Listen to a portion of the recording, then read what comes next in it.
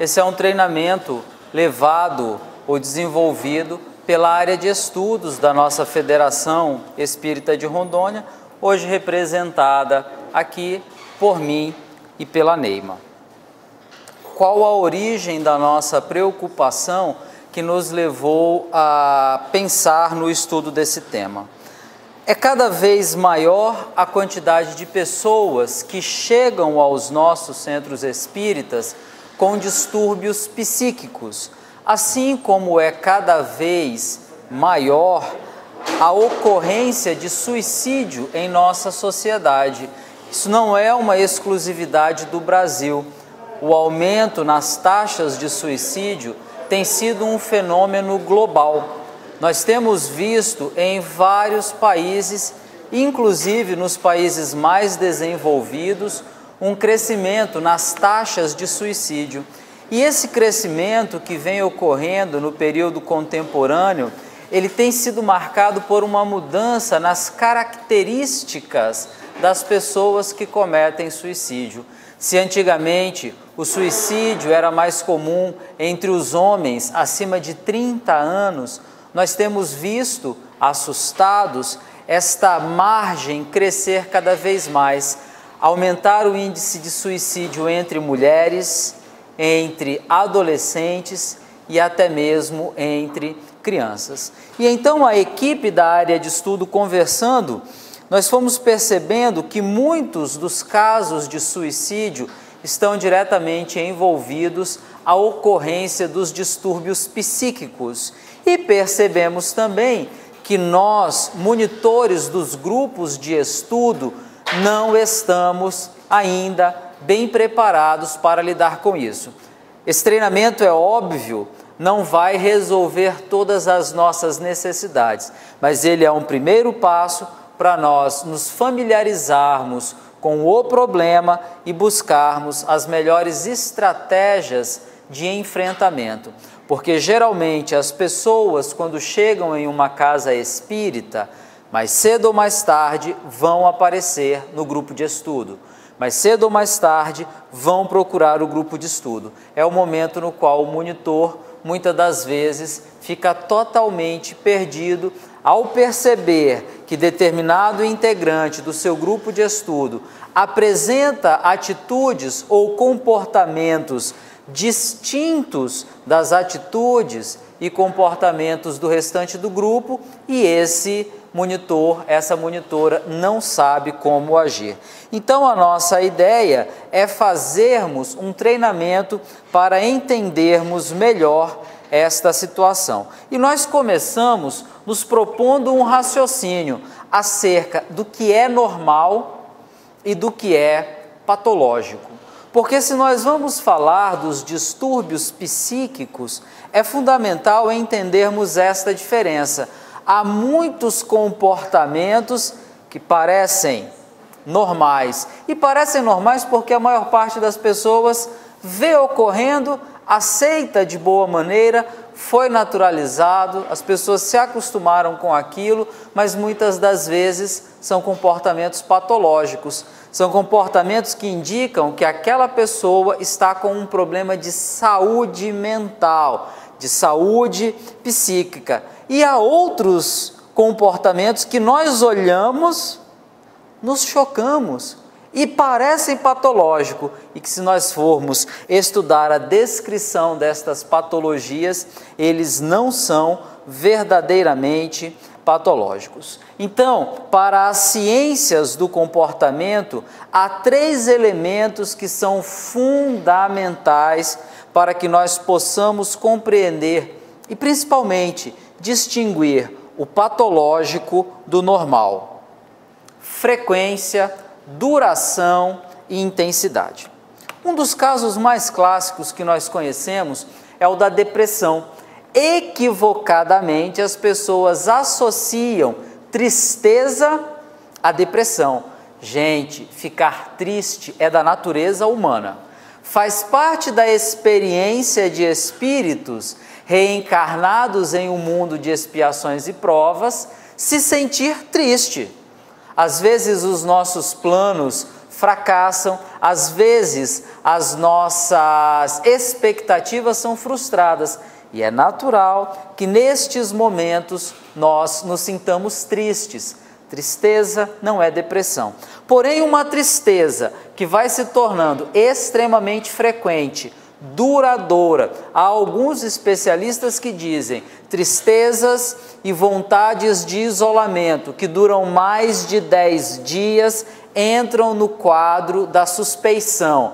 É necessário estar atento. Quem tem uma criança, quem tem um adolescente, quem tem um adulto em casa, que começa a ter recorrentes casos de tristeza, que são duradouros e sem um motivo objetivo aparente, tem que estar preocupado. Então, se você está triste porque planejou uma viagem e por algum motivo não vai poder fazer a viagem, isso é normal.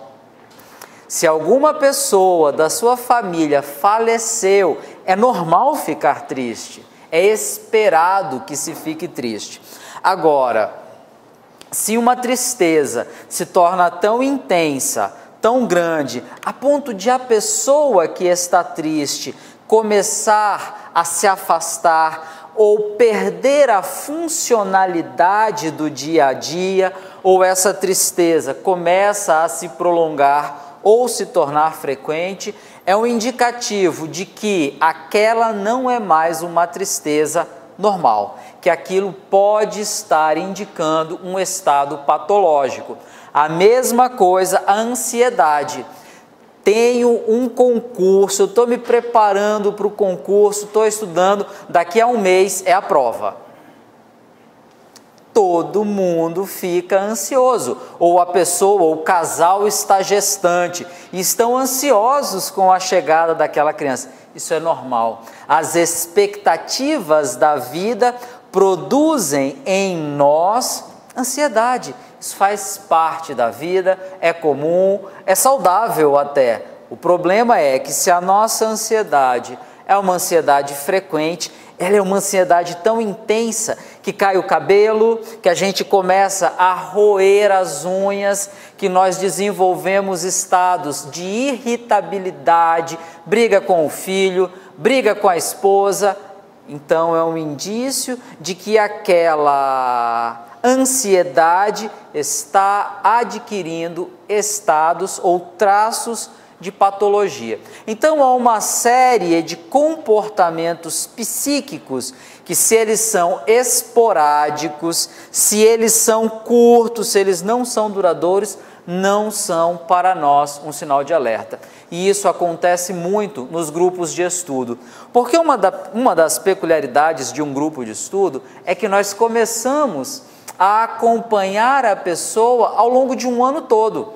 E aí, às vezes, numa semana a pessoa está mal, está meio tristonha, cabisbaixa ou ansiosa, você conversa, fulano, fulana, está tudo bem?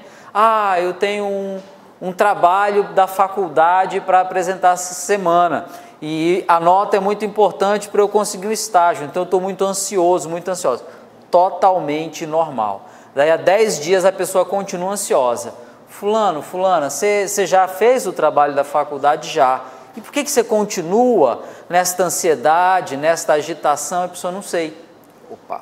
Então, é um sinal de alerta. Então, nós, monitores dos grupos de estudo, precisamos também estar atentos a isso. Nem todos os comportamentos aparentemente estranhos que nós, seres humanos, manifestamos, são comportamentos patológicos. Então, esses 3 elementos devem servir como guia para que nós estejamos atentos e, em alguma medida, acendamos as nossas luzes de alerta. Frequência, duração e intensidade. A frequência, a duração e a intensidade é o que vai caracterizar, então, os chamados distúrbios psíquicos. Porque ter pequenos desalinhos mentais, todo mundo tem.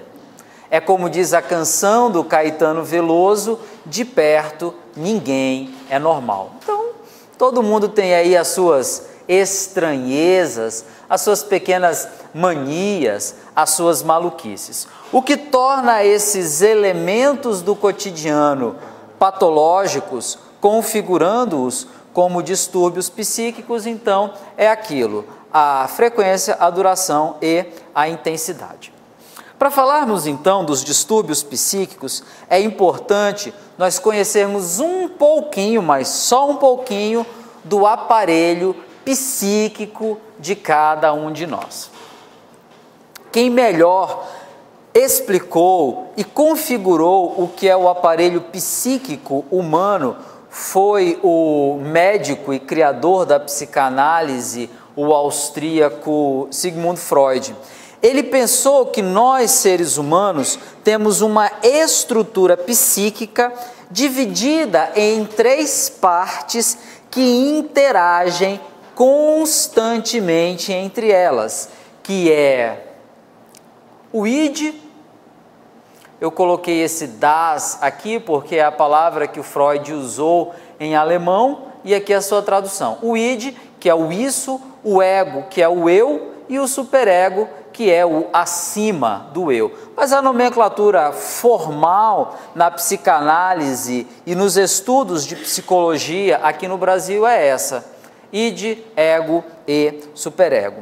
Nós todos, segundo as ciências do comportamento, a psicanálise e após Freud, toda a psicologia, nós temos essa estrutura. Dependendo do ramo da psicologia, seja transpessoal, seja psicologia analítica, esta percepção do aparelho psíquico vai mudar, mas as mudanças são sempre muito pequenas. A grande diferença que há entre essas linhas é muito mais a da abordagem terapêutica. Então, em todos nós há um eu, um super-eu e também um id, um isso. Para Freud, e após ele toda a psicologia, a imensa maioria dos problemas psíquicos humanos decorrem das interações entre estas 3 instâncias e a realidade externa. É aí que a coisa fica complicada, porque nós não somos o eu.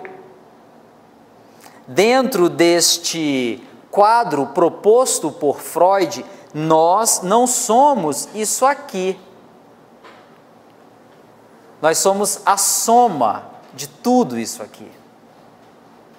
Só que cada instância desse aparelho psíquico tem demandas diferentes, se manifesta de modo diferente e tende a produzir conflitos com o mundo real. E é aí então, dentro da teoria psicanalítica, que surgem os tais dos distúrbios psíquicos.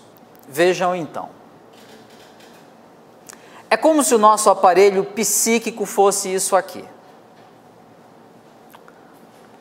Ao id, ao superego, à realidade exterior. A realidade exterior é o mundão. É isso que está acontecendo aí fora e que independe das minhas vontades. E entre todos eles há o eu. Nós somos a somatória destes 3 elementos aqui e estamos constantemente lidando com a realidade exterior.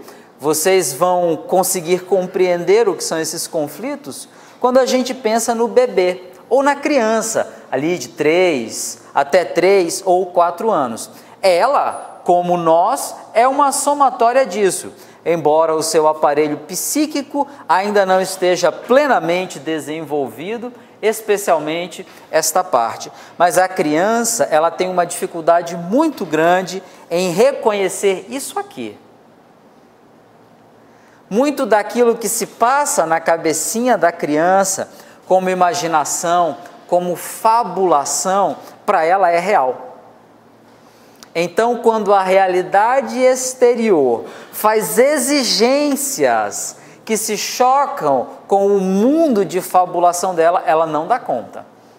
Então, ela tem dificuldade em entender regras até determinado período da sua existência. Você fala para a criança: olha, não pode abrir a embalagem do biscoito e comer no supermercado.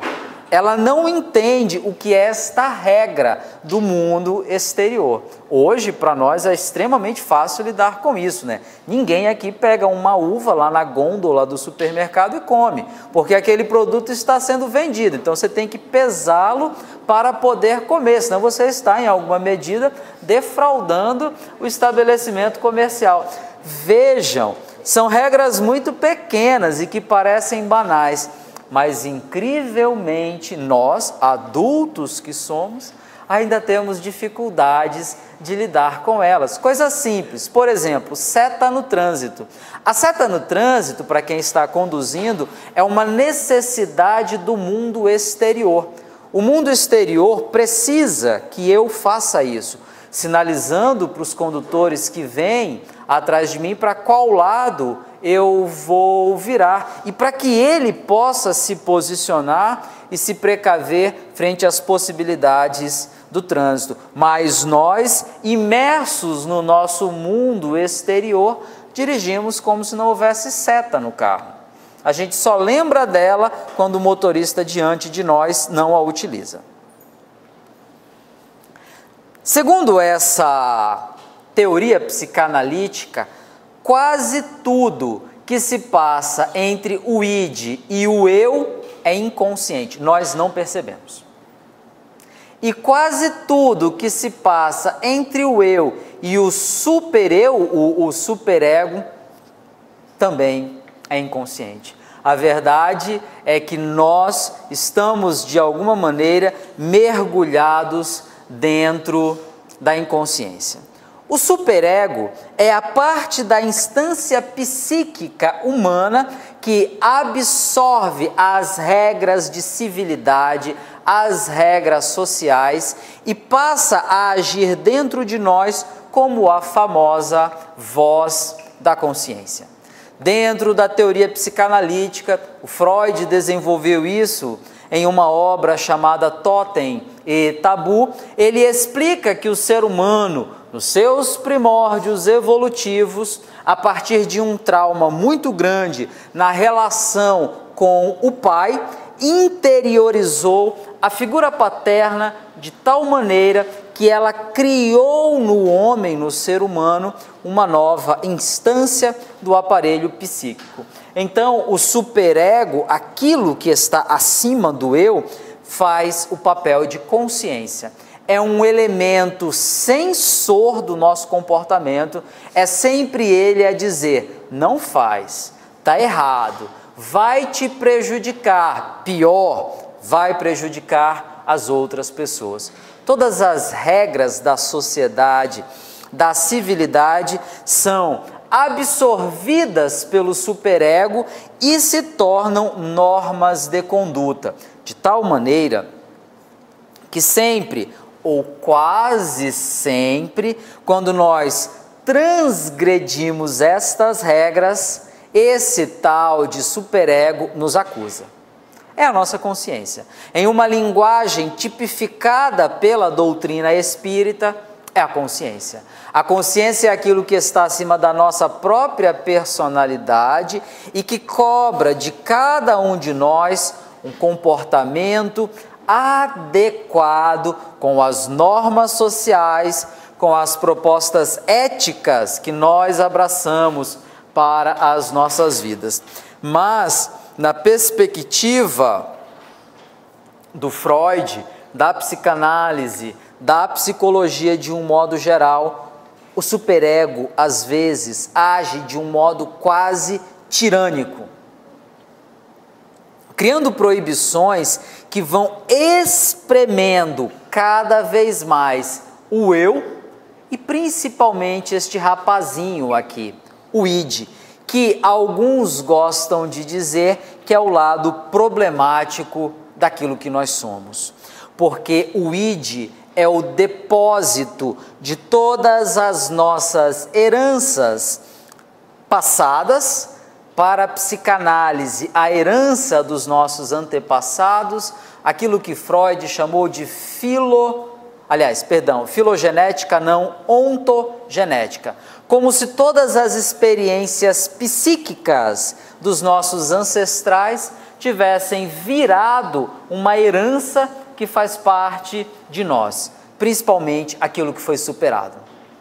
Os desejos, os impulsos mais agressivos, tudo isso está no id.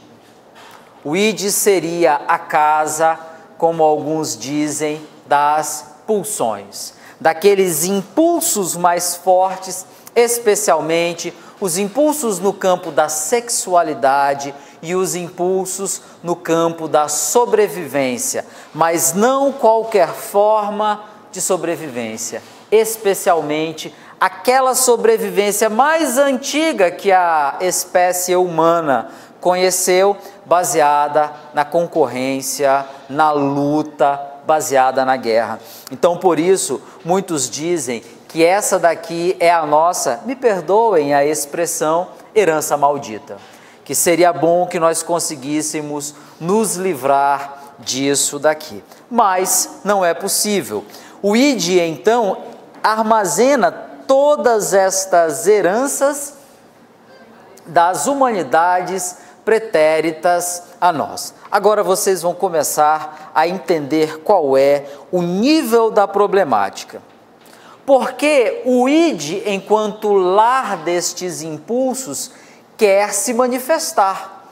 Ele deseja, ele não conhece regra, ele não conhece proibição, ele é apenas uma força querendo se manifestar e ser saciada pelo desejo, pela posse, pelo poder. E ele se manifesta por meio do eu.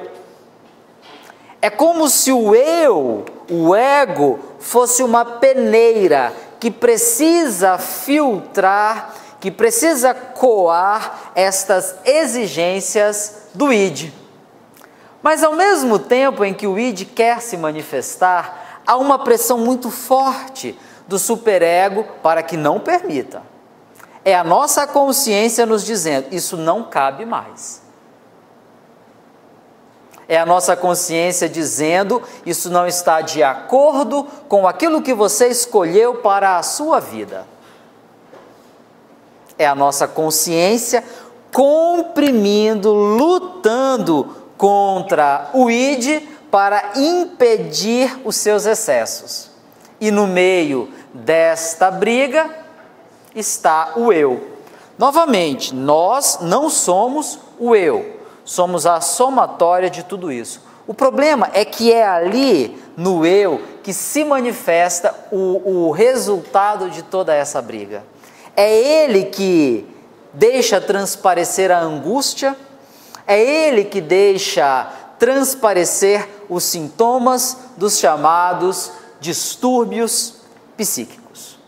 Quando Jesus, reunido com os seus apóstolos, diz: não julgueis, a fim de que vós não sejais também julgados. A humanidade, por muito tempo, acreditou equivocadamente que era assim. Nós julgamos e aí Deus anota na prancheta dele, tal pessoa julgou o vizinho de tal maneira. E aí, quando a pessoa morresse, compareceria perante Deus e Deus teria a prancheta dos nossos julgamentos. Mas Jesus era muito mais sofisticado do que isso. Jesus já estava pensando nesta relação entre as nossas heranças espirituais mais antigas, mais atávicas, e as exigências da nossa consciência. É como se ele dissesse: cada julgamento que você faz do seu irmão, você ensina o seu superego uma nova proibição.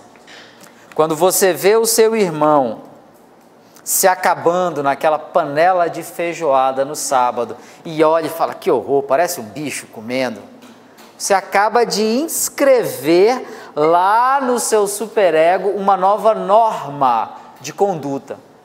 E quando um dia o seu id quiser e demandar intensamente que você se acabe num panelão de feijoada, você vai viver a experiência do conflito, porque você ensinou o seu superego a reprimir estas manifestações.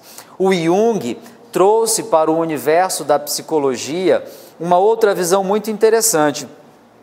Ele, com alguma frequência, se refere ao id como a sombra. Isso aqui é a nossa sombra. E ele traz uma ideia muito bacana de não adianta você querer se livrar da sombra. A sombra faz parte de você. O que é fundamental é entender a sombra. E entender por que em alguns momentos ela cresce tanto. Por que em alguns momentos da nossa vida a sombra ganha tanta força. E buscar o processo de iluminação, que é o único modo de diminuir as sombras. Quanto mais alta a luz, menores são as sombras. Então, esta é, grosso modo, dentro da tradição da psicologia e da psicanálise, a estruturação do nosso aparelho psíquico. Ele está permeado por inconsciências. Nós, muitas das vezes, não sabemos porque tomamos determinadas atitudes. E dentro desta perspectiva, nós tomamos porque o eu está conflitado pelo superego e o id. O que é mais claro para nós são as nossas relações com a realidade exterior. É mais consciente para a nossa percepção o modo como se dá esta relação.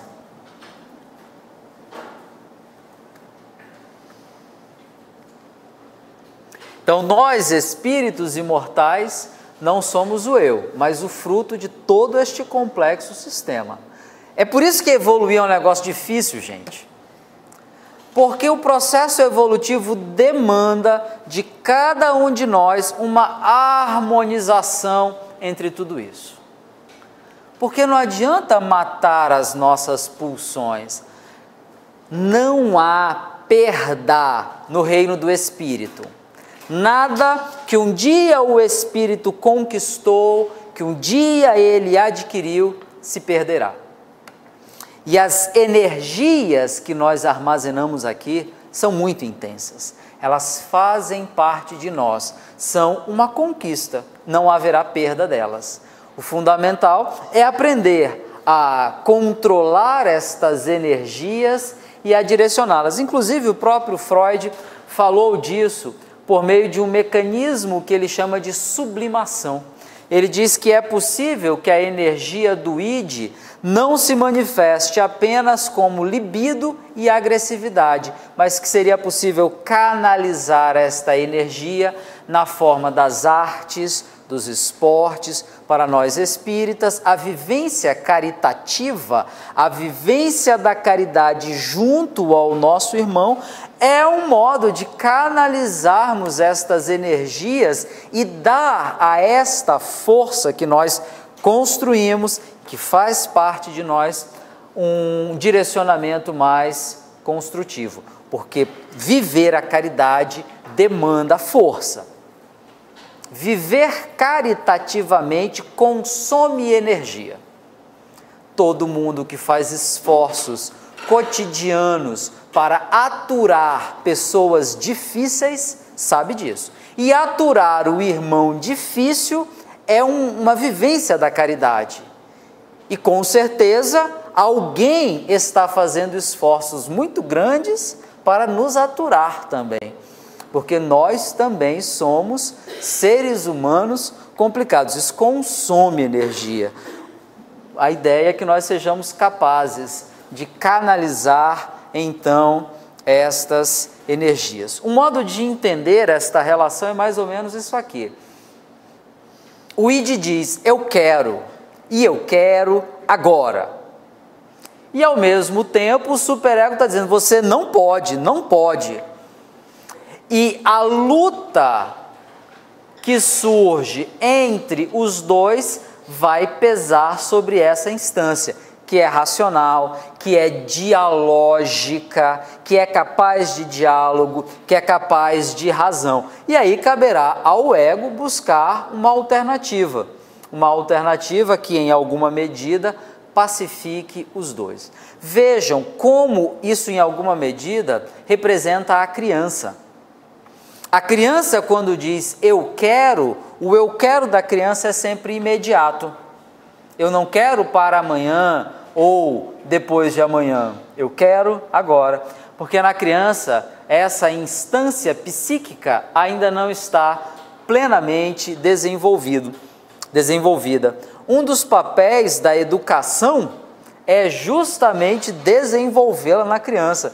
Por isso que é tão importante que no processo educativo nós acostumemos os nossos bebezinhos, estes incríveis presentes que Deus coloca em nossas vidas e que são espíritos imortais que trouxeram para esta encarnação experiências e necessidades. É importante acostumá-las ao não.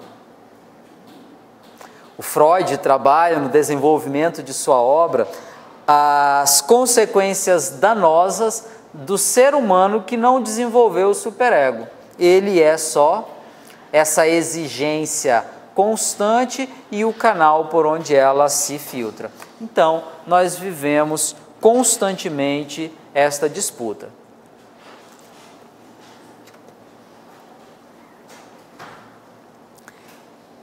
E é daí que nascem, então, os transtornos mentais.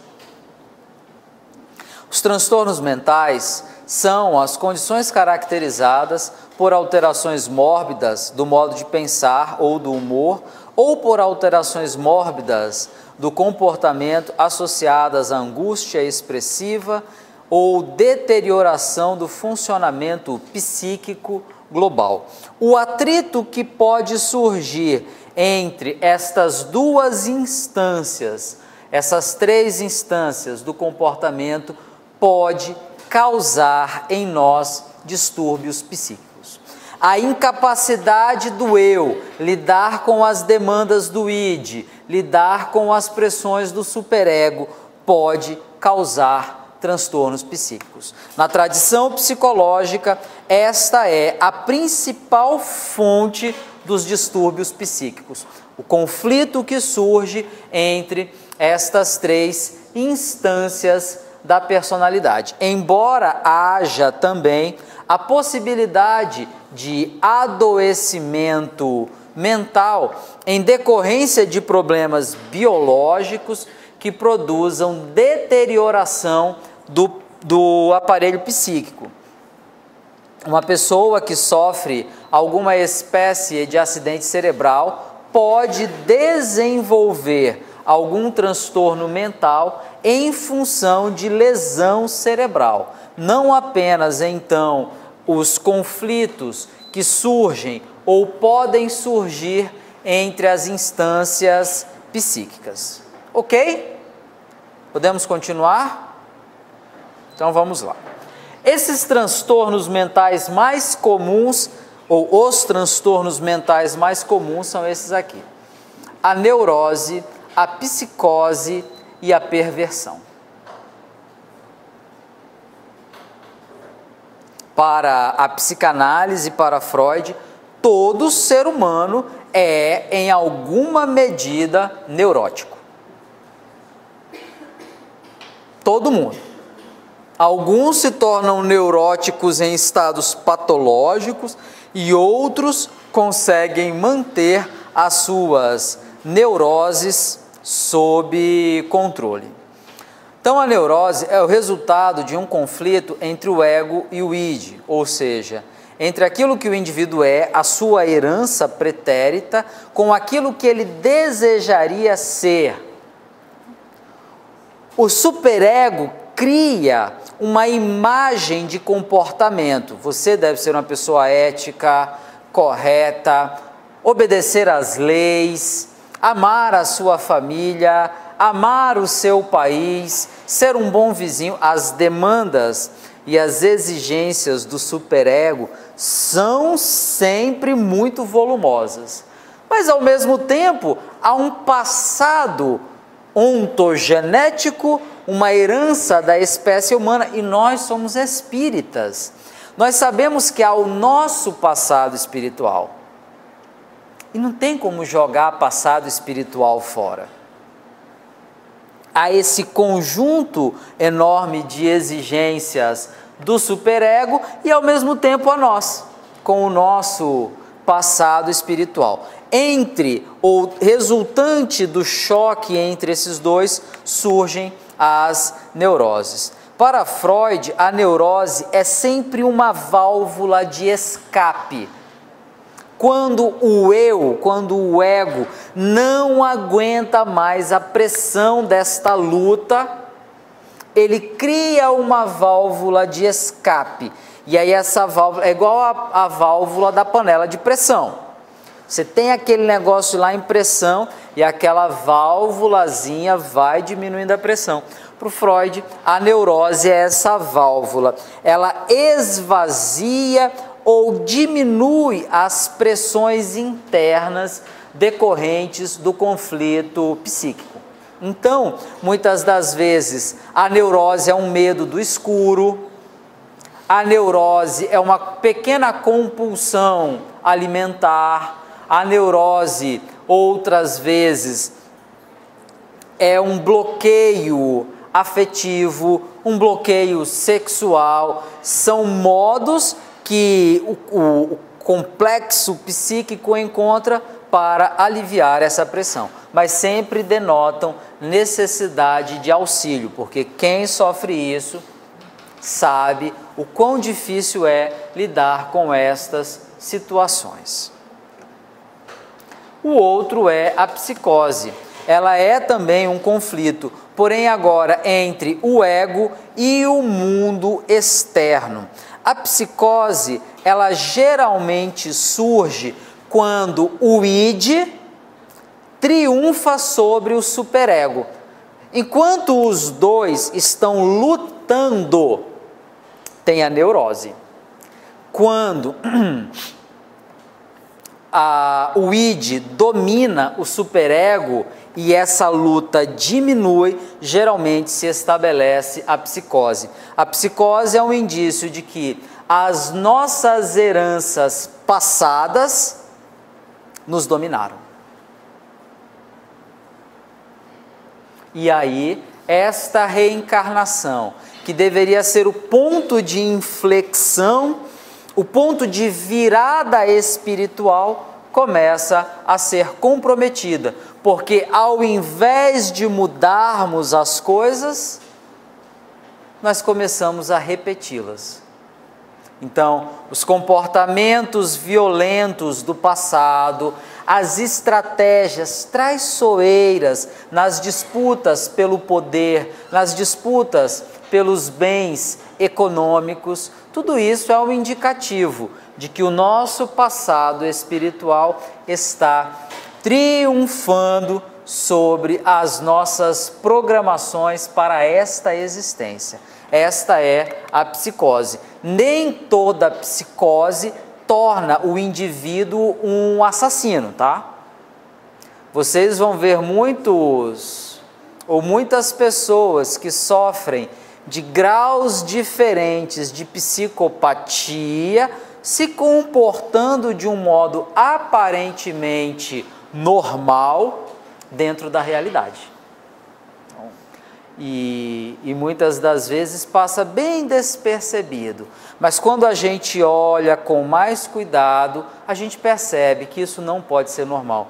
Uma pessoa que tem prazer em constantemente humilhar alguém, em constantemente demonstrar que ela tem dinheiro, que ela tem posses, isso muitas das vezes é um indício de comportamento psicótico, é um indício de que a pessoa está recorrendo às suas heranças psíquicas mais antigas para saciar esse conjunto de desejos que está preso lá no id. Essa imagem ela é ilustrativa de um tipo de psicose bastante recorrente entre nós, que é a disputa entre razão e não emoção, porque as emoções são sempre saudáveis, mas a disputa entre razão e paixão. Paixão é sempre uma força avassaladora. No Livro dos Espíritos e também em A Gênese, Kardec faz uma análise extensa das paixões. E a conclusão é: as paixões são uma força fundamental para o desenvolvimento da humanidade. No Livro dos Espíritos, Kardec elabora uma metáfora que eu acho incrível. Ele diz: as paixões são como um corcel, um cavalão bonito, poderoso. É um animal belo, forte e veloz. Mas se em algum momento nós perdermos o controle, nós sofreremos. Então, as paixões, representando as demandas dos nossos instintos, das nossas pulsões mais antigas e mais atávicas, estão constantemente em luta contra a nossa razão. E se em algum momento a nossa razão cede às demandas das paixões, nós podemos nos enveredar pelos comportamentos psicóticos. As neuroses e psicoses se originam nos conflitos do ego com suas diversas instâncias governantes. Isso é, elas refletem o fracasso no funcionamento do ego, que se vê em dificuldades de conciliar todas as exigências feitas a ela. Não é que nós, enquanto espíritos, fracassamos. Na verdade, significa que uma das nossas instâncias psíquicas não foi capaz de executar de modo adequado aquilo que era esperado dela. Quando os espíritos, em o Evangelho segundo o Espiritismo, escrevem: espíritas, amai-vos, eis o primeiro ensinamento. Espíritas, instruí-vos, eis o segundo. Eles estão dando uma recomendação de saúde mental. Eles estão recomendando que nós tentemos, em alguma medida, harmonizar o nosso aspecto afetivo, sentimental, pulsional com o nosso aspecto racional. Amai-vos, eis o primeiro mandamento. Instruí-vos. Instruir-nos é potencializar a nossa instância psíquica, chamada de ego, para que ela consiga lidar bem com as pressões que receberá do meio externo, do meio interno. Eu estava conversando esses dias com a minha esposa, porque ela também é professora, e nós temos visto um número cada vez maior de alunos nossos na faculdade demonstrando ou apresentando sintomatologia de problemas psíquicos. Jovens, muito jovens, com crises intensas de ansiedade. Um jovem que você pede para apresentar um trabalho e ele trava, ele chora, ele foge, ou outros com problemas graves de depressão. E a gente conversando e chegamos a essa conclusão: parece que nós não estamos sabendo capacitar as nossas crianças e jovens para que nelas a instância psíquica capaz de lidar com os conflitos, o eu, o ego, se desincumba de sua função. Parece que nós estamos investindo muito em algum dos outros extremos e negligenciando esta instância psíquica. É necessário estarmos atentos, nós que somos, em alguma medida também, educadores.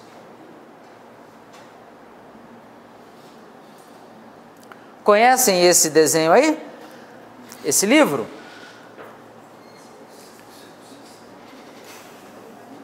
O terceiro modo o terceiro tipo de distúrbio psíquico mais corriqueiro é a chamada perversão.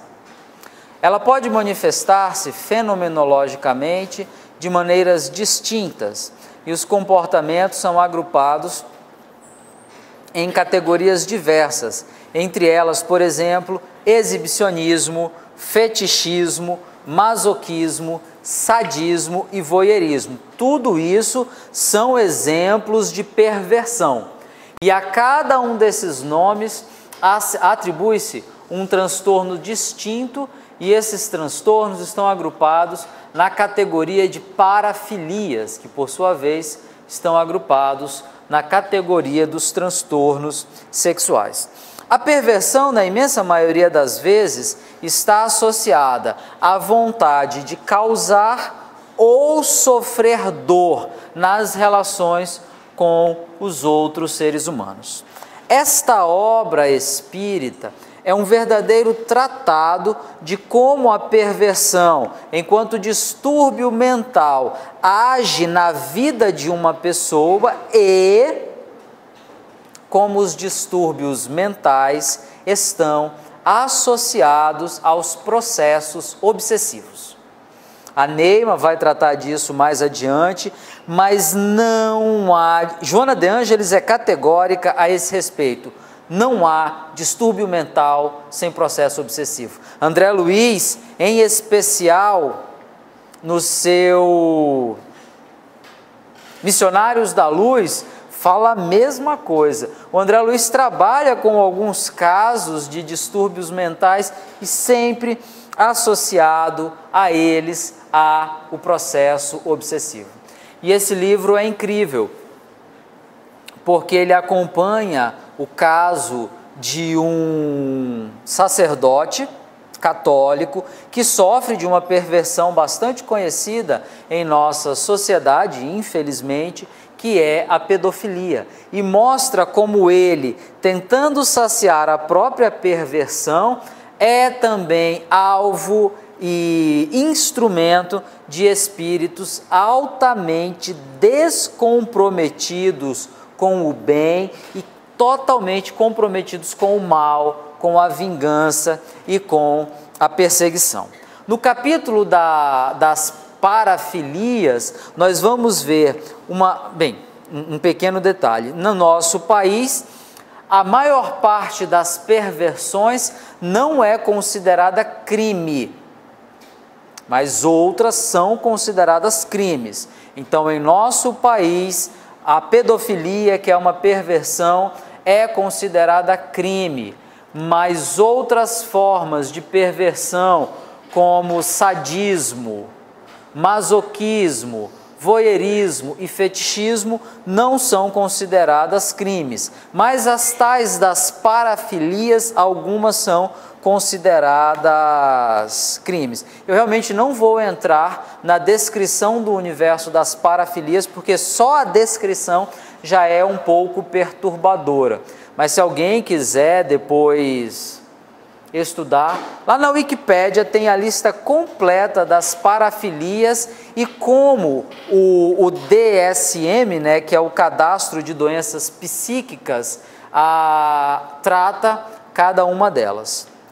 Assim, quando a gente pensa no sexo como expressão do afeto que pode surgir entre duas pessoas que se amam ou que têm apenas atração uma pelo outro e compara isso com o universo das parafilias, a gente realmente vai ver, aqui há algo de patológico, porque essa prática entre pessoas que se amam ou que se desejam e aquela prática das parafilias é algo totalmente absurdo, assim, um indicativo claro, muito claro, de que algo na saúde mental desta pessoa não vai bem.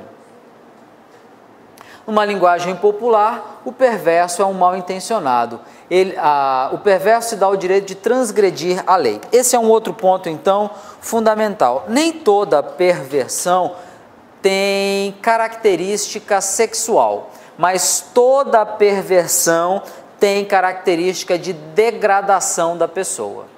Seja a do próprio perverso, seja a da pessoa que é o alvo ou o objeto da sua perversão. Então, há sempre na perversão um processo de degradação, de rebaixamento do outro. Ela é também um caso de triunfo total do id sobre o ego. E aí, a mesma coisa. Enquanto na psicose nós vamos ver pessoas que aparentemente vivem como... Deixa eu procurar uma expressão melhor. Assim como na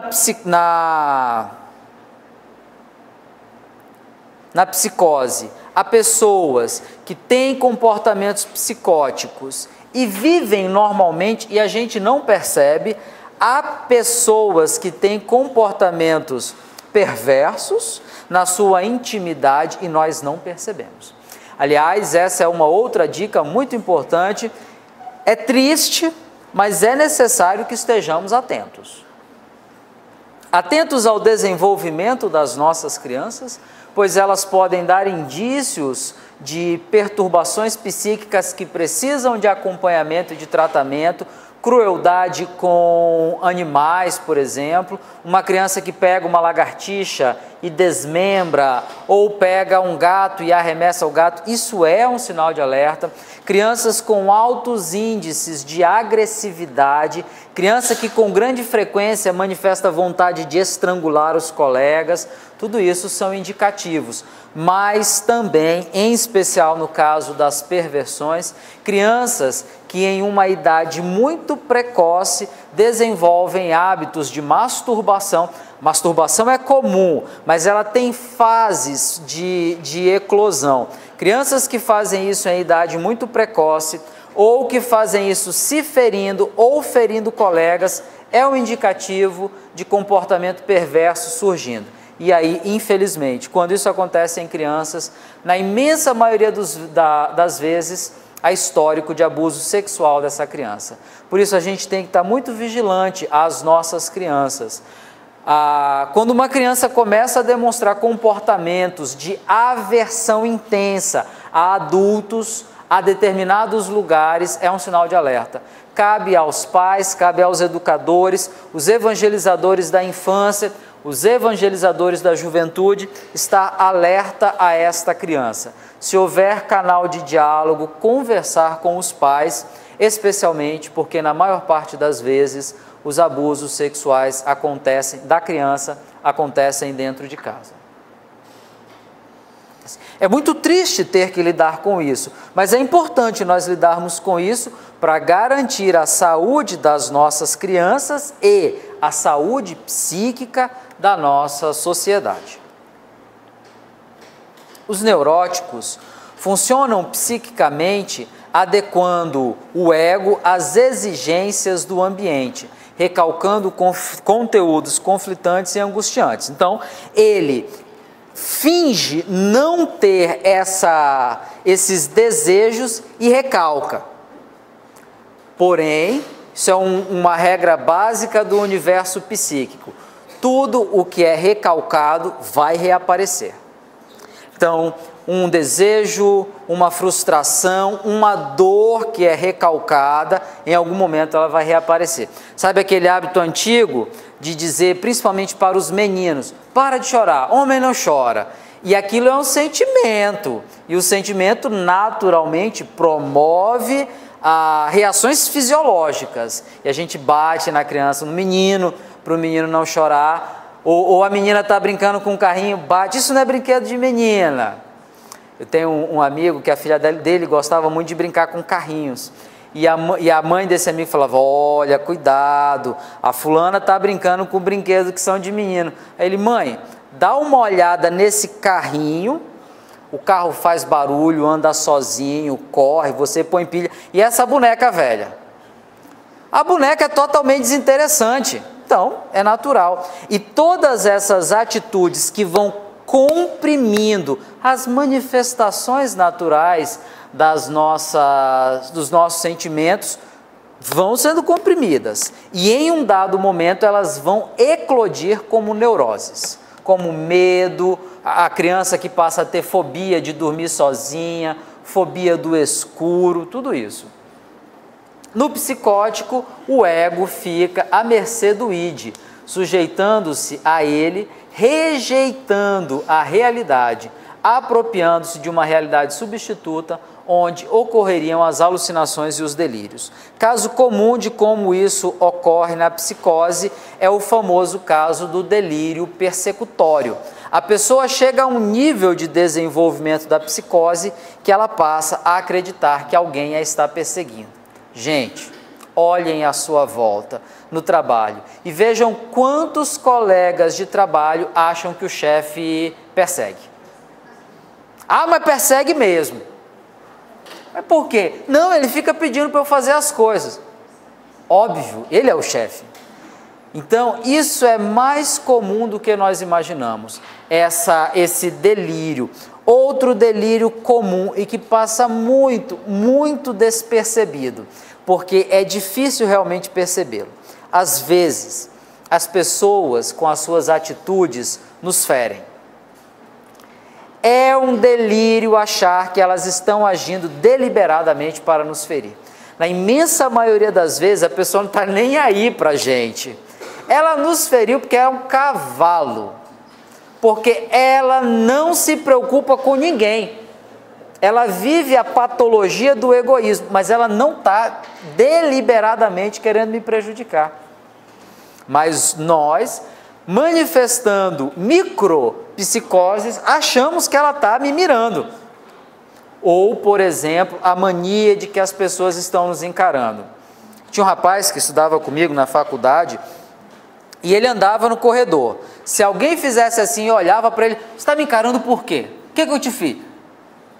Isso é psicose, isso é psicose. Então, é uma mania, é uma mania não, né? É um distúrbio psíquico no qual a pessoa cria uma realidade paralela. Se você conversar com qualquer outra pessoa, você acha que fulano está certo? Não. Você acha que fulano está perseguindo Beltrano? Não. Então, a cabeça dela começa a funcionar de um modo diverso. Na perversão, o desejo, também vindo do id, aparece como vontade de gozo, e o ato é praticado geralmente como vitorioso e isento de culpa. O perverso sabe o que quer, enquanto o neurótico reprime esse desejo. O caso do perverso ainda tem um outro detalhe. Ele tende a criar justificativas racionais para os seus atos. Novamente, se vocês conversarem ou lerem depoimento de algum pedófilo, ele vai encontrar ou tentar manifestar uma justificativa racional para suas ações. Então, ele vai dizer que a criança de 4 anos o seduziu, ele vai dizer, mas na Grécia Antiga isso era comum. Então, há uma tentativa racional de justificar o irracional, que é uma demonstração clara de que os mecanismos de racionalidade do ego foram dominados pelo id. Por isso, ele não se arrepende. Ele não se arrepende. Porque qualquer pessoa minimamente sensata, quando é capaz de perceber um erro e se arrepender. O caso da perversão, esse domínio do id sobre o ego impede, inclusive, o arrependimento. Então, na psicose, o mundo exterior não é percebido, ou a percepção dele não possui qualquer efeito. O psicótico tem uma dificuldade em lidar com a realidade exterior. Ele vive muito mais em um mundo interno. Na psicose, o ego cria autocriticamente um novo mundo interno e externo, que é constituído de acordo com os impulsos desejosos do id, e que o motivo dessa dissociação do mundo externo é alguma frustração muito séria de um desejo por parte da realidade, frustração que parece intolerável. Outro indício de que nós não estamos lidando bem com a educação dos nossos jovens e das nossas crianças. Elas estão muito frágeis face às frustrações. Eu estava vendo uma entrevista eu não sei se vocês sabem quem é aquela atriz Astrid Fontinelli. Ela estava conversando com outras atrizes, apresentadoras, em um programa Saia Justa. E aí uma delas falou, mas se a gente não faz o que a criança quer, ela fica entediada. E aí essa Astrid Fontinelli, daí? É importante a gente sentir tédio, porque senão a gente vai achar que a vida está sempre oferecendo algum estímulo para a gente. E não está. E se a gente não aprende a lidar com isso desde criança, a gente está perdido. E aí eu fui ver, cara, que coisa incrível. Às vezes a gente saem adultos para jantar e levam seus filhos, porque é um evento familiar. Aí a criança senta na mesa, senta à mesa natural, dá 15 minutos ela está. não aguenta mais. O que o pai faz? Pá, celular. Não quer que a criança sinta tédio, mas esse tédio é importante. Uma pessoa que não está acostumada ao tédio vai procurar estimulantes cada vez mais fortes. Quando jogar videogame no celular não for mais capaz de diminuir o seu tédio, ela vai inventar alguma coisa. E pode ser perigoso para ela e perigoso para as outras pessoas. O delírio se encontra aplicado como um remendo no lugar em que originalmente uma fenda apareceu na relação do ego com o mundo externo. Então, o delírio no psicótico é uma tentativa de remendar uma falha que houve na realidade dele. Atenção para as pessoas que aparecem nos grupos de estudo com relatos de casos muito fascinantes de mediunidade. Eles podem ser reais, mas eles podem ser delírios. Às vezes há um participante do grupo que relata experiências mediúnicas tão incríveis que você fala, rapaz, ou é Moisés reencarnado aqui, pronto para receber as novas tábuas das leis, ou este companheiro está com uma experiência de delírio, está em crise de delírio. Então, eu já tive membros, participantes em grupo de estudo, que vinham claramente me falar, eu sou médium e tive um sonho com o Chico Xavier. Até aí tudo bem, Chico Xavier é um espírito que circula entre nós. Mas aí quando a pessoa começa a falar das características dos sonhos, fala, pode ser obsessão? Pode. Provável que haja um processo obsessivo, mas há também um processo psicótico. Atenção aos jovens. Há uma fase, por volta dos 16 aos 20, 22 anos, em que a psicose é mais comum nos jovens sob a forma da esquizofrenia. Eles começam sempre com relatos muito fabulosos. Então, mistura todos os casos de esquizofrenia ou psicose esquizofrênica que eu conheci nesta faixa etária eram muito parecidos. O jovem começa a aparecer com relatos fabulosos de disco voador, de eventos mediúnicos, de eventos nos quais ele figura como uma espécie de herói. E a família geralmente, nossa, ele é tão inteligente, ele é tão incrível. Aliás, essa nossa mania de achar que os nossos filhos estão sempre acima da média é um problema para o espírito. A imensa maioria de nós, quando muito, está na média. E é para dar graças a Deus. E a gente fica achando que o nosso filho é muito especial, é muito incrível, e não percebe que os relatos vão ficando cada vez mais desconexos e vão se substituindo à realidade externa. A psicose vai se instalando. Se há uma percepção antecipada da família, a família consegue dar início a um tratamento precoce do problema. E principalmente no caso da psicose esquizoide, o tratamento precoce é fundamental, porque ele envolve medicação, ele envolve acompanhamento terapêutico, e quanto antes começar, menor são os danos que ele vai causar no aparelho psíquico. Então, a neurose é uma afecção de origem psicológica em que os sintomas funcionam como forma de expressão simbólica de um conflito psíquico que tem raízes na história pessoal e que constitui um compromisso entre o desejo e a defesa. Neurose de limpeza. A neurose, gente, ser limpo e asseado não é neurose, ok? Isso não é neurose. Ah, fala para o filho, meu filho, está na hora de arrumar esse quarto, né? Eu ouvi uma piada muito engraçada esses dias, que quarto de adolescente é igual loja Havan. Sempre que você entra, você sai de lá com umas 3 panelas, uns 2 pratos, umas 5 toalhas. Então você fala para o filho, está na hora de arrumar esse quarto. Ah, mãe, pai, você está neurótico. Não está. Isso não é neurose, isso é princípio básico de higiene. Mais da metade das mortes que a humanidade viveu ao longo da sua história foram por falta de higiene. Mãozinha lavada na Idade Média teria salvado 1/3 da população. E o adolescente não é muito chegado no banho, no asseio.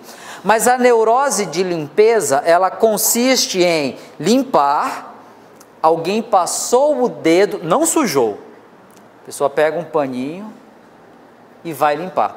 É um hábito geralmente repetitivo, que é um símbolo de que ele está saciando uma demanda do id. Por isso que eu coloco aqui, é um ato de compromisso entre o eu e o id. Como se o eu dissesse para o id: olha, eu não posso deixar você fazer o que você quer, porque o superego está vigiando. Então eu vou deixar você fazer outra coisa. Aí a neurose é essa manifestação desta outra coisa. Os tipos mais comuns de neurose: a fóbica. O sujeito exterioriza sua angústia através de fobias. Neurose obsessiva, elevada frequência de pensamentos obsessivos. É aí que entram as neuroses de repetição. O universo dos comportamentos neuróticos é uma coisa assim incrível. Eu estudei, quando eu estava no mestrado, com um rapaz. Eu fiz mestrado na PUC, que é uma universidade católica, e o mestrado ficava dentro de um seminário. E tinha uma fonte no meio do seminário que era a coisa mais linda. E aí, sempre que eu chegava, esse rapaz chegava antes de mim, e ele ficava sentado na fonte. Eu pensava: olha, fulano é tão contemplativo, coisa legal, né? Um lugar bonito, estudando filosofia. Um dia eu cheguei mais cedo do que ele. E eu vi por que ele chegava tão cedo. Ele chegava cedo, sentava na borda da fonte e ficava olhando para a porta, porque ele tinha uma neurose obsessiva em atravessar portais. Então ele precisava se concentrar para passar pela porta. E às vezes a coisa era tão forte que ele não conseguia, ele ia embora, ou quando ninguém estava vendo, ele entrava pela janela. Na cabeça dele, ele ia ser esmagado pelo portal. Óbvio, eu imaginei, né? Coisa de espírita. Já foi emparedado em alguma encarnação passada, ou emparedou os outros. A histeria dissociativa, reação histérica em que o paciente se defende de seus conflitos por meio de dissociação, confusão, personalidade múltipla ou amnésia. Outros casos ainda existem. Por exemplo, a pessoa perde controle sobre membro, ou o membro se mexe sem a vontade da pessoa. Há uma dissociação, esse braço não é mais meu, ele agora age sozinho e faz o que ele quer. É uma das neuroses histéricas dissociativas mais comuns. E a neurose da angústia, um dos tipos mais simples de neurose, em que a angústia é o sintoma principal. A evolução ocorre a partir de crises mais ou menos próximas. Então, a neurose ou a angústia nossa de cada dia. Vamos dar uma olhada de novo no nosso aparelho psíquico, conforme a gente tinha mostrado ele lá atrás. Além disso, isso aqui somos nós, hoje. Além disso, nós temos ainda, para tornar a experiência mais complexa, nós temos as nossas experiências de vidas passadas. O nosso passado cobra um preço muito alto. Nós temos amigos e companheiros de vidas passadas. Não estou falando de benfeitor não, tá? Estou falando dos parça. Sabe aquele amigo que sempre esteve com você? Vamos para a guerra, vamos para a guerra. Vamos fazer um assalto, vamos fazer um assalto. Nossos parceiros de vidas passadas. Parceiros no crime, parceiros na guerra, parceiros nos desacertos passados. Eles nos reencontram hoje e olham para a gente e não entendem o que está acontecendo. Acham que a gente está enfeitiçado. E vou resgatar meu amigo. Esses espíritas enfeitiçaram ele. Que história é essa de não brigar mais? Ele não era assim, não era mole desse jeito. Vou resgatar. E, gente, é um trabalho para esse coleguinha não querer mais resgatar a gente, e a gente fala, não, estou bem, por que você não vem ficar? Não, você não é assim. A Neima que eu conheci nas vidas passadas não era assim, vou lhe resgatar. Além desses, que são os que querem nosso bem, tá? Há os que querem nosso mal, declaradamente. E tem um detalhe, esses aqui nos protegem. Esses aqui nos protegem. Se eles veem ou percebem um espírito querendo nos causar danos, eles nos defendem. É difícil de entender, mas ele é um amigo. Mas ele não consegue, enquanto amigo, perceber as novas escolhas que nós fazemos para essa encarnação. Além dele, tem os que não querem nosso bem. Te encontrei. Agora nós vamos acertar as contas daquela vida em que nós participamos juntos de uma conspiração e você recebeu dinheiro para delatar o grupo e delatou. Eu fui torturado, a minha família foi torturada na minha frente, você é o culpado. Agora a gente vai acertar contas. Então, aparece isso aqui. O que nos salva do peso de tudo isso é isso aqui, ó. Há em nós uma força que é como se Deus tivesse colocado um ímã em cada um de nós. E Ele está segurando o outro ímã do lado de lá. E isso nos puxa para Deus. A herança divina em nós é a força que nós temos para, apesar da complexidade do nosso aparelho psíquico, apesar dos desafios e dos erros das vidas passadas, apesar dos inimigos e destes amigos, nós temos força para triunfar. Essa herança divina em nós, ela é uma coisa muito forte, ela é algo muito intenso.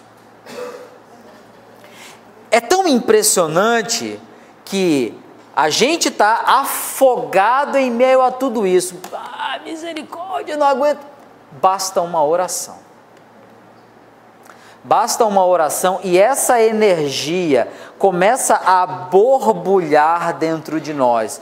Parece, não sei se eu agora estava falando para a Neima, eu estou aprendendo a fazer pão. Então estou cheio de metáforas desse universo. Mas você vai fazer um pão, a receita pede para você colocar 8 gramas de fermento. Você vai lá, quer ver o pão crescer, você coloca 15. Você para, senta e fica olhando, vai ficar azedo. Cresce que é uma beleza. No meio destas angústias, de todos esses problemas, senta e faz uma oração. Parece que dobrou o fermento da receita, porque é muito rápido. O poder de uma oração, alterar os nossos estados de humor, alterar as nossas perspectivas de realidade é muito grande. Mas que Deus ruim, né? Fica esperando a gente rezar. Não, Ele não está esperando não. É porque o que a oração faz é ligar o nosso mecanismo de defesa espiritual. Porque esse só nós podemos ligar. Deus já colocou um motorzinho espiritual em nós. A oração é o on, é a ignição que nós produzimos nesse mecanismo. Então não nos assustemos.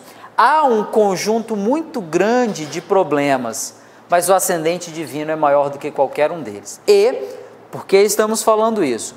Todos os casos que envolvem distúrbios psíquicos colocam as pessoas na linha de risco do suicídio. É o que nós vamos ver agora. Então, isso daqui é o que nós conquistamos. São conquistas nossas. Amigos e inimigos são conquistas nossas. Eu nem coloquei os benfeitores espirituais aqui, porque tem. Nós temos amigos que entendem a nossa mudança e que apoiam. Falam, olha, é bom o espiritual que nos encontra, né? Ficamos felizes com sua mudança de atitude e vamos apoiá-la. E aquele teu amigo do passado que acha que você está enfeitiçado, a gente vai tentar conversar com ele. E aqui é o que nós somos. Nós somos a somatória destas experiências e também a presença do ascendente divino. Ok? Podemos passar adiante? Então vamos lá. Fatores de risco ao suicídio. Alguns dados estatísticos para nós nos conscientizarmos de que é uma necessidade urgente. Então, de acordo com os dados atuais da Organização Mundial de Saúde, cerca de 3.000 pessoas por dia cometem suicídio no mundo. O que significa que a cada 30 segundos uma pessoa tira a própria vida. Estima-se que para cada pessoa que consegue se suicidar, 20 ou mais tentam e não conseguem. E que a maioria dos mais de 1,1 milhão de suicídios de cada ano poderia ser prevista e evitada. Uma das coisas que mais choca no suicídio é que a Neima vai falar disso. Há muito mito sobre suicídio. Um dos mais comuns é: quem quer se matar, se mata, não dá aviso. Falso. Falso, falso, falso. A imensa maioria, a gente pode dizer aí, 98% dos casos de suicídio há avisos. A pessoa vem dando aviso, vem dando aviso. Cada aviso desse é um pedido de socorro. Podia ser evitado. A quantidade de pessoas que cometem suicídio sem avisar é muito pequena. É muito pequena. E, às vezes, a pessoa tenta o suicídio. A gente fala, frescura para chamar a atenção. Porque se quisesse se matar, tinha se matado. Não é. Ela está tentando. Como é algo que ela não sabe, que ela está aprendendo, ela tentou. É provável que numa próxima tentativa ela tenha mais sucesso. E podia ser evitado. Mais uma vez, atenção, crianças e adolescentes, circulam, tirando o famigerado desafio da baleia azul, que assim, é indício de transição planetária. Está numa fase de transição planetária, espíritos que não estavam reencarnando, estão reencarnando. E eles inventam coisas que a gente fala, meu Deus do céu. Muita atenção às crianças e aos jovens com os desafios da internet. Além do desafio da baleia azul, circulou, final do ano passado e esse ano ainda, um anime, que é um desenho em estilo japonês, de uma criança ensinando a fazer uma forca. Era um desenho em quadrinhos, ela pega a corda, mostra como dar o nó, prepara tudinho, e o último quadrinho do desenho é ela pendurada e a cadeira caída no chão. Gente, e o desenho é lindo, é encantador, é mimoso, fofinho. Isso é um crime. Porque a criança olha, às vezes não tem um bom discernimento e faz.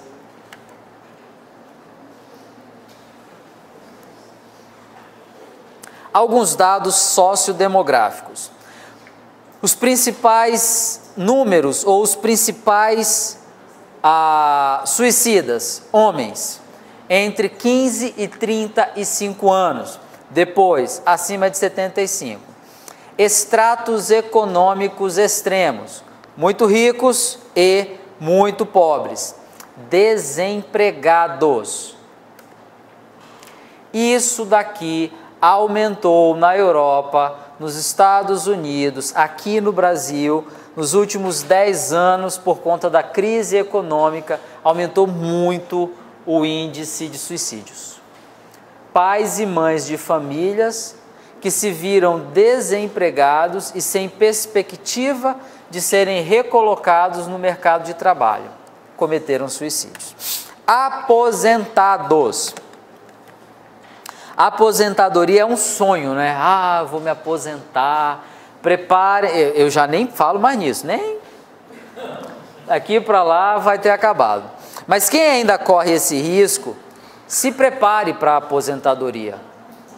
Ficar sem o trabalho é um gatilho muito grande para a depressão. Pense na aposentadoria, o que eu vou fazer? Desenvolva um hobby, tenha um trabalho voluntário com o qual se ocupar, crie uma horta na sua casa, no seu bairro, encontre algo com o que ocupar os seus dias e as suas horas depois da aposentadoria.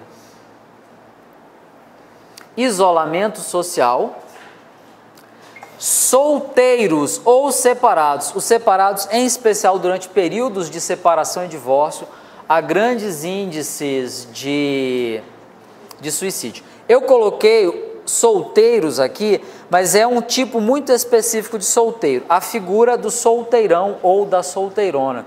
Pessoas que desistiram da vida de relacionamento afetivo por conta de dores que sofreu ou traumas em relacionamentos passados. E migrantes, em especial hoje na Europa, por conta das crises migratórias, também nos Estados Unidos, e o crescimento cada vez maior do preconceito contra os migrantes, voltam a estar na linha de risco do suicídio. Dados psicológicos: pessoas com histórico recente de falecimento na família. Então, morreu um filho, morreu o marido, a esposa, o pai e a mãe, e o baque psicológico é muito grande e a pessoa não aguenta. Morte dos pais na infância. A quantidade, aí se a gente fosse colocar em gráfico, a gente ia perceber. Pessoas que perderam os pais, tanto o pai quanto a mãe, ou as duas figuras de paternidade e maternidade na infância, que depois tiveram experiências prolongadas de solteirice, assim, de não conseguir um relacionamento afetivo duradouro e perderam o emprego. Estas pessoas que passaram por essas três experiências, elas são as que mais estão na linha de risco. Ainda mais, aliás, aqui faltou um elemento específico do Brasil. Profissionais da área de segurança, homens e mulheres, policiais militares. O índice de suicídio entre policiais militares no Brasil é muito grande, assim, é assustador. Policiais militares, nessa ordem, policiais militares, policiais federais. A Polícia Federal tem índices de suicídio maiores do que a Polícia Civil. Há alguns psicólogos que têm uma boa explicação para isso.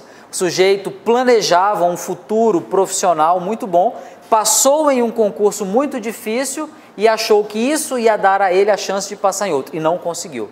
E aí teve uma frustração muito grande. Então, policiais militares, federais, civis, membros das Forças Armadas, bombeiros militares e segurança privada. Todos eles exercem profissão ou atividade profissional altamente estressante. Então, soma-se a isso o problema de terem armas de fogo ao alcance. Então, voltando aos dados psicológicos. Dinâmica familiar conturbada. Pessoas com famílias conturbadas. Histórico de violência e abuso doméstico, principalmente quando o pai espanca os filhos e a mulher e abusa sexualmente da mulher e dos filhos. Então, essas pessoas estão numa linha de risco do suicídio. Drogadição familiar. E isso não é exclusivo das classes sociais mais baixas. Eu conheci casos de suicídio em uma mesma família, lá em Porto Velho, e 4 pessoas da família cometeram suicídio. E era uma família rica.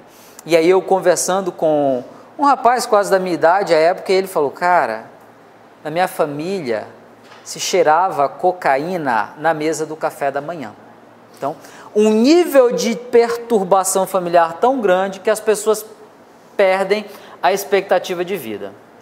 Datas importantes ou reações de aniversário, morte de parentes. Quando vai chegando a data, a sensação de depressão cresce muito. E se a pessoa não tiver apoio psicológico, apoio familiar e de amigos, ela corre risco de cometer suicídio. A mesma coisa com as datas, a famosa depressão de fim de ano.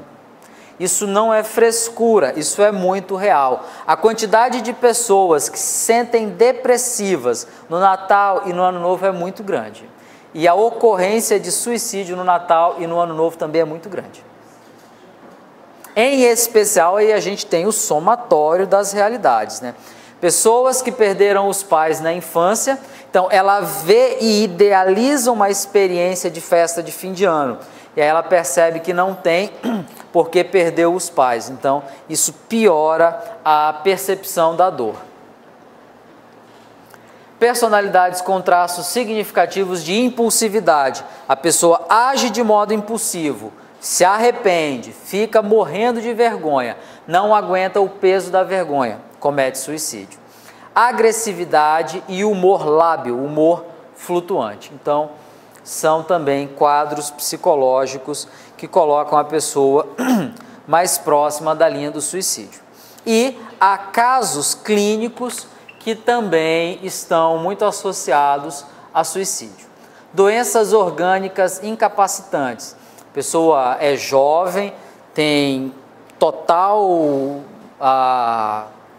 controle do corpo, sofre um acidente e fica paraplégico. Há muitos casos de suicídio. Dor crônica, dores crônicas estão muito associadas a suicídio. A pessoa tem alguma doença que causa uma dor constante e não tem cura. Fibromialgia, lúpus, são doenças que causam dor crônica e que estão associadas a suicídio. O nível de dor é tão intenso que chega uma hora que a pessoa fala, ó, não aguento mais viver assim. Lesões desfigurantes perenes. A pessoa era muito bela, sofre uma queimadura de 3º grau com desfiguração de tecido e aí a pessoa não consegue lidar com a nova aparência dela, comete suicídio. Epilepsia. Há muitos casos de suicídio entre epilépticos, em especial porque ainda hoje, 2018, há pessoas que associam epilepsia à maldição.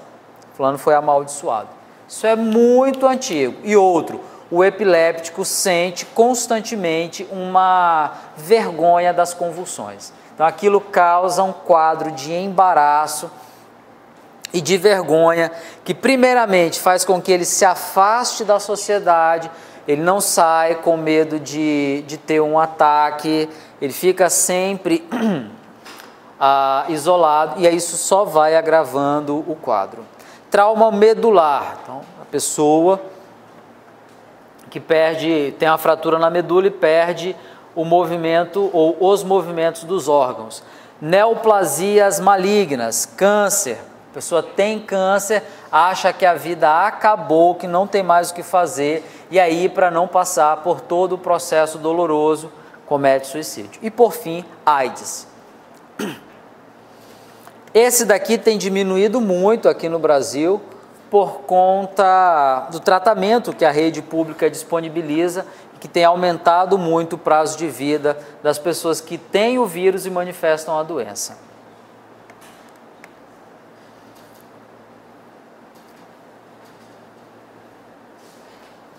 Joana de Ângeles afirma isso, mas é uma constatação da Organização Mundial de Saúde. A imensa maioria dos casos de suicídio tem um componente de perturbação ou de transtorno psíquico. Olhem aqui. 35,8% dos casos de suicídio estão relacionados aos transtornos do humor. Depressão, distúrbio bipolar.